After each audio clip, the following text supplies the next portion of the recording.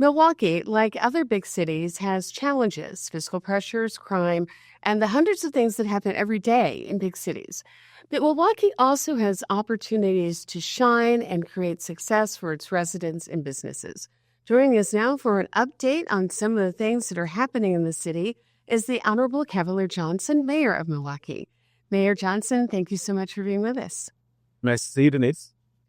We're glad to have you here. So let's talk about what's ahead. In less than 2 weeks, you're going to present your State of the City address to the community. What is the state of Milwaukee? So at the State of the City, we'll discuss a number of things, some of the accomplishments over the course of the last year, some things we're looking forward to in the future, and really just talking about, my desire to have a stronger Milwaukee. So that'll sort of be the theme of this year's State of the City address. I'm encouraging everybody to be able to come out and join us. It'll be at 9 o'clock. Doors open at 8, Monday, March 3rd, down at Baird's. What are some of the things, just give us a little bit of a sneak peek. What are some of the things that you think really are important to moving the city forward? What are some of the things you're going to talk about? There are a number of things that are important to moving the city forward. Among those is public safety, which working in collaboration with the Milwaukee Police Department, with our partners in the Office of Community Wellness and Safety, certainly the efforts of community advocates out there on the street, and working very closely with citizens all across Milwaukee. We've been successful in driving down crime and making Milwaukee a safer place. Also, youth serving organizations and the like. We've found some success. Want to continue to build on those successes. I think as it relates to education and literacy for kids in Milwaukee is extremely, extremely important for us to zero in on. And that's something I want to be more involved with. I said that when I was inaugurated to serve a second term as mayor of the city of Milwaukee. And then as another touch point, our economy here in Milwaukee. We've done a great job, I think, of continuing to secure businesses in Milwaukee, companies moving back into the city from the suburbs, growing tourism in Milwaukee as well as something that we seek to do in 2026. 2025, 2026, and the years beyond that too. So a number of things to look forward to in the speech. One of the things you mentioned was the importance of a strong educational system in the city. The Milwaukee Board of School Directors has hired a new superintendent. Have you had the opportunity to talk to her yet? And what would you talk to her about? What would you say is her most important job right now? Yes, I have had the opportunity to speak with Dr. Brenda Caselius, who would be the new superintendent for Milwaukee Public Schools. I had the opportunity to meet with her and, quite frankly, the other candidates for MPS superintendent. We talked about a whole host of things. I mean, as you know, I'm a person who has spent every last day of public education inside MPS. I started K-4 and finished 12th grade, all within Milwaukee Public Schools, and was well prepared after attending MPS to go on to the University of Wisconsin-Madison, where I became the first person in my family to graduate college. I'm a father of 3 kids, all students in Milwaukee Public Schools, a freshman in high school, our son, and 2 first graders, our twin daughters. Again, all students in Milwaukee Public Schools. So I believe in the district. I always say that I started, stayed, and succeeded in MPS before it was a cool slogan. But I do think it's important to recognize some of the challenges that the district has faced over the course of the last 30 years. We've seen a district that's been in decline, and a district that I think needs some additional efforts in order to uplift it. And that's important not just for the city. It's important for us to have a strong school system. It's important for those kids. It's important for workforce pipelines. It's important for public safety. It's important in so many different facets for us. And it's something that I'm really interested in working on. I've had some of those conversations with the incoming superintendent, and I think she's prepared to hit the ground running to make a difference to improve the district for everybody here. One thing I do want to talk to you about that is a challenge, at least right now, is the Housing Authority of the City of Milwaukee.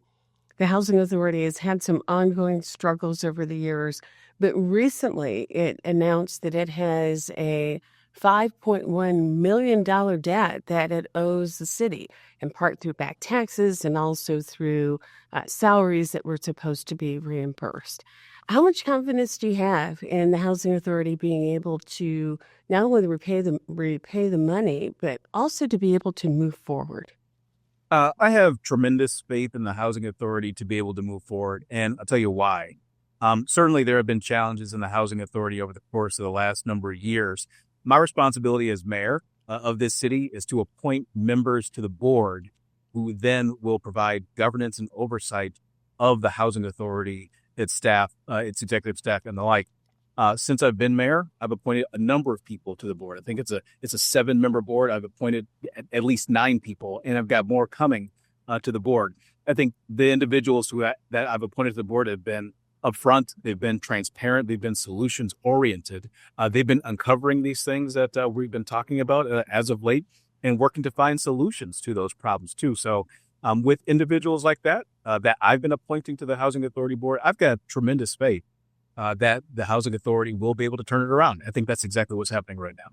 Will the city be willing to either forgive or work out some kind of a payment plan for that $5.1 million? Yeah, I mean, I think there is always opportunities for us to be able to work together to resolve whatever challenges lie in front of us. We, of course, want the housing authority to be in the best possible position because the folks who live in the housing authority, I mean, they're my constituents too. And I want to make sure that, they have the opportunity to live in a place that they can be proud of. So we'll continue to work with the housing authority to take on all challenges, including the ones that you just talked about now. Of course, that was just recently uncovered, again, by the folks that I've appointed to the housing authority board. And so we'll have the opportunity to talk about what resolution for that was. Are you confident that those individuals who are living in housing authority facilities right now are in situations that are good and safe for them, or does more work need to be done so the housing authority can really provide the kind of services that it needs to for citizens who in many cases need it the most? Yeah, I mean, I think that the people who live in the housing authority right now know, just as I know, and I think that everybody knows, that there's more work that needs to be done, but also knows that we are partners in getting that work done. As an example, when folks came to us and said that, hey, there are some issues in particular units in the housing authority, I used my executive power and instructed the Department of Neighborhood Services to go in and inspect those apartments, just the same way as DNS would inspect a neighbor's property elsewhere in the neighborhoods where some issues may be reported. I used my own executive power in order to do that. The council decided to follow up after I had made my decision and brought forth legislation basically empowering DNS to do what I already empowered them to do with my own executive action. So, yeah, there's work to be done. We've leaned into that. And again, with the stuff that, with the efforts that we did there, with the efforts that we've made of appointing good, competent, caring people to the Housing Authority Board, I think that we are making positive change there. And the Housing Authority ultimately will turn the situation around. I'm confident in that. Milwaukee has been getting some attention from Forbes magazine recently. Forbes came out with a report that indicated that Milwaukee is really a hot spot for millennials, with 30,000 millennials moving to Milwaukee in 2023. What do you think is bringing millennials to Milwaukee, and how do we keep them here? Well, I think a number of things are bringing millennials like myself, to Milwaukee. And this is, this city is really a jewel. But unfortunately for us, it's been, one of those sort of best kept secrets. I've been working since I've been mayor to make sure that Milwaukee is not a best kept secret. I've been traveling the country talking about Milwaukee, working with our partners over at Visit Milwaukee in order to tell Milwaukee's story. That was part of the reason why in 2024, we decided to host the Republican National Convention. Not because of politics, but because of business for the city of Milwaukee. And part of that business is working to make sure that people across this country and around the world know what a great city this is. And so when you look at the amenities that we have in the city of Milwaukee, access to waterfront, I mean, Lake Michigan is basically an ocean out there, and the beaches that we have in Milwaukee. When you look at the incredible food scene that we have in Milwaukee, when you look at the urban nature that we have in Milwaukee, the hiking trails at Havenwood State Forest, Lakeshore State Park, the county park system that we have, which is second to none in the United States. When you look at the bike infrastructure that we're building in Milwaukee, when you look at the multimodal transit opportunities that we have in the city of Milwaukee, when you look at the businesses that are moving into the city of Milwaukee, whether it's Northwestern Mutual bringing their suburban office here, adding 2,000 jobs, whether it's Milwaukee Tool, whether it's Pfizer, you name it, there's a lot to be proud of in Milwaukee. When you look at Great Lakes Cruising and the investments that they're making right here in Milwaukee. There's a lot to be proud of here in this city. We're letting people know that. I think millennials are starting to take notice of that, and they're deciding to move here. And lastly on this, I think, when you look at what's happening nationally, right, with climate change and the like, Milwaukee is a more temperate place. Out west, obviously, we saw it was burning with the wildfires in California. There are floods that happen out east. Significant floods, and in the south, it's burning. So if you're looking for a spot that is pretty temperate, and I think folks are looking at this in the future here, millennials, I think, are at the forefront of that. You're looking to the Midwest, and you're looking to a place like Milwaukee. And Milwaukee is having a moment right now, and we're going to continue to work to make sure this city continues to have a moment.